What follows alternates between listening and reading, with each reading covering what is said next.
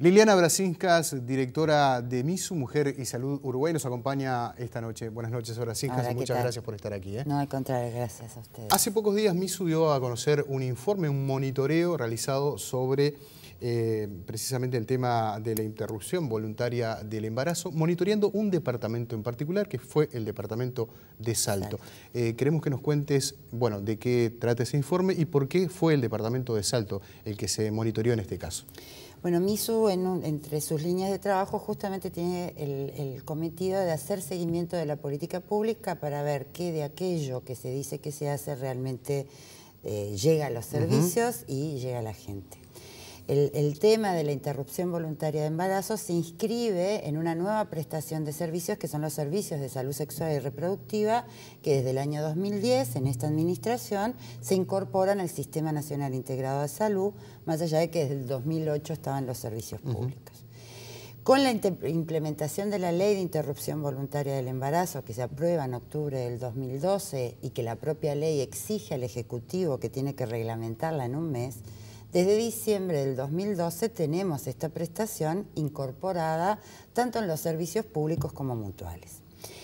La ley, si ustedes recuerdan, tiene por primera vez la posibilidad de que los profesionales puedan objetar conciencia, los profesionales ginecólogos puedan objetar conciencia, aplicar la interrupción del embarazo.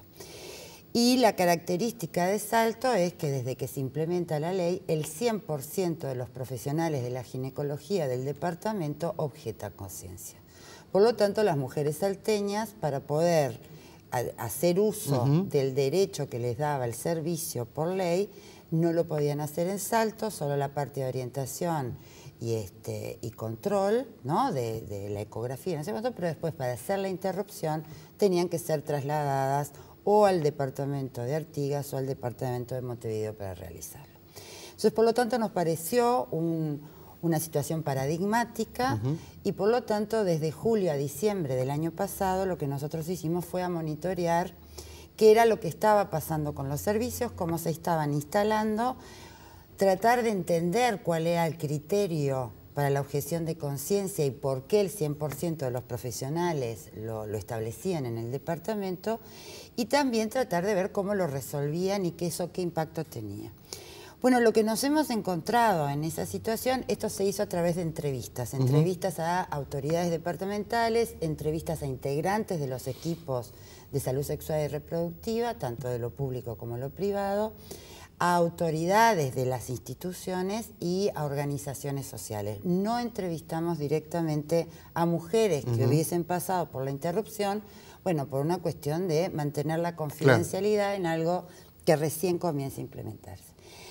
Los resultados que nos dan son nudos críticos que tiene el sistema de salud porque efectivamente la objeción de conciencia, una de las cosas que pone en cuestión es el acceso universal a una prestación. Con lo cual las mujeres de ese departamento están en inferioridad de condiciones con un derecho que tienen el resto de las mujeres del país. Y particularmente lo que pone en cuestión, porque los profesionales solo pueden objetar conciencia para recetar la medicación para hacer la interrupción o realizar la interrupción directamente. No pueden objetar conciencia en todo lo que tiene que ver con el asesoramiento y tienen además la obligatoriedad de que si no van a hacer la interrupción, tienen que transferirle a un profesional que la realice. Claro, estamos hablando de esos encuentros previos y posteriores. Estamos hablando de que la implementación de la ley implica que por lo menos una mujer tiene que pasar por la entrevista con el ginecólogo para confirmar la situación de embarazo, tiene que a su vez acudir a un psicólogo y a un asistente social, porque eso es lo que establece la ley, más los 5 días de reflexión para efectivamente después, si sigue sosteniendo la decisión, llegar a la interrupción. ¿Qué es lo que está pasando? En el asesoramiento y en la información también los profesionales empiezan a objetar conciencia. Y si no la objetan, tienen algo que la ley no lo permite y la reglamentación tampoco, que es tratar de interferir en la decisión que la mujer tome. Estos profesionales no tienen el rol de enjuiciar a la mujer ni de autorizar o no. Lo que tienen que hacer es asesorarla y orientarla. La decisión la tienen que respetar porque es la decisión de la mujer. ¿Y cómo intervienen? ¿De qué manera? Intervienen dándole la información sobre cuál es la situación, ¿no? Cuáles son los riesgos de la interrupción si no se realizan las condiciones adecuadas, cuáles son alternativas a la interrupción, como puede ser la adopción o la continuidad de la maternidad. En este sentido, una de las cosas que pudimos determinar con el estudio es que algunos de estos profesionales, por ejemplo, objetan conciencia, pero son los que hacen la ecografía. Y cuando hacen la ecografía, muestran imágenes, hacen sonar los latidos, cosa que en realidad somete a la mujer a una situación de vulneración del derecho que no, y además está no autorizada por la reglamentación. ¿Y qué pasa cuando le tienen que hablar del traslado, por ejemplo, dejemos de lado Artigas, hasta Montevideo, hace esos 500 kilómetros? Claro, ese es el tema, que la institución que no garantiza la interrupción tiene que cubrir los costos de ese traslado. El problema es que una cosa es cubrir los costos, pero otra cosa es que vos te vengas a la capital, claro, ¿no? En una situación que en general no podés venir sola, tendría que ser alguien. Hay mucha gente que además tiene otros hijos, que no tiene con quién desconocimiento del lugar. Desconocimiento del lugar, una situación que es una situación delicada, no deseable, eso lo sabemos todos. Entonces, por lo tanto, esto genera una alteración, ¿no?, al proceso de calidad. En septiembre del año pasado, la manera que tiene el departamento, los servicios de resolver esto es trasladar a una ginecóloga que una vez por semana va al departamento a realizar las interrupciones, además de dar otras prestaciones en salud sexual y reproductiva, como es orientación en anticoncepción, inserción del DIU. Esto tiene, lo que vimos es que esto tiene problemas. Una de las cosas es que estigmatiza a la profesional que va. Por otro lado, acota las posibilidades de la prestación a una vez por semana. También determina de que si esa profesional se enferma o tiene dificultades, no puede ir al departamento en esa semana, se retrasa un trámite que tiene un plazo muy restringido para poder ser aplicado, porque la ley no aplica la pena hasta las 12 semanas. Después de las 12 semanas no hay posibilidades de interrumpir el embarazo, salvo que sea por violación o que haya riesgo de salud o vida de la madre.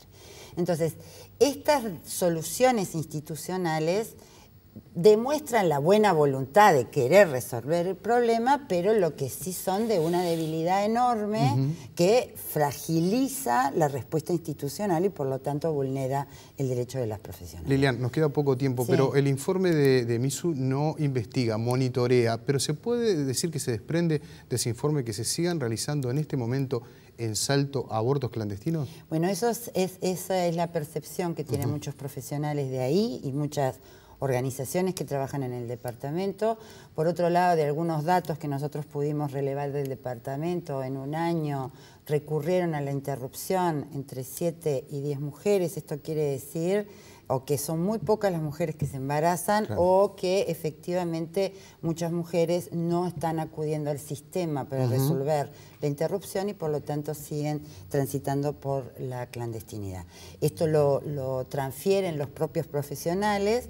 También hay una desinformación. Iban mujeres que ya habían consumido misoprostol a la primer consulta, con lo cual esto quería decir que habían conseguido el misoprostol por el circuito clandestino y sin tampoco tener información que si hacen eso en realidad no están cumpliendo con el proceso administrativo para que no se aplique la pena. Entonces lo que encontramos es objeción de conciencia como una barrera de acceso, desinformación de las usuarias, con lo cual las pone en una situación de vulnerabilidad.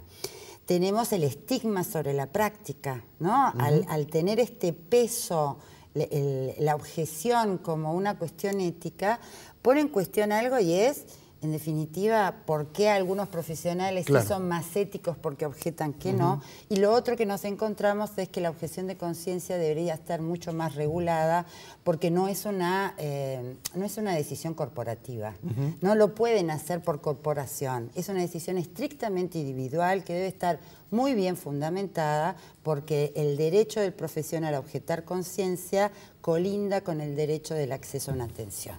Y entonces, por lo tanto, el límite entre omisión de asistencia y objeción de conciencia es muy delgado. Lilian, gracias por tu tiempo. Sabemos que MISU va a estar monitoreando otros departamentos. Queda cursada la invitación para cuando esté preparado ese informe. Sí, y además aprovecho para decir que en la semana del 8 de mayo lo vamos a ir a presentar a Salto, porque esto es práctica habitual de la institución, es cuando se estudian un departamento y se entrevistan a las personas, una de las cosas que vamos a hacer es hacer la devolución, y que nos parece que este es un debate que Salto se lo debe, porque bueno, después pasan las cosas que de alguna manera luego salieron a luz pública por el análisis de esta investigación periodística. Exactamente, de Nocica, ¿no? del caso de una violación de una pequeña y el posterior embarazo. Pero bueno, lo dejaremos para otro momento. Para otro momento. Yo les agradezco mucho. Gracias por tu y tiempo. a las órdenes.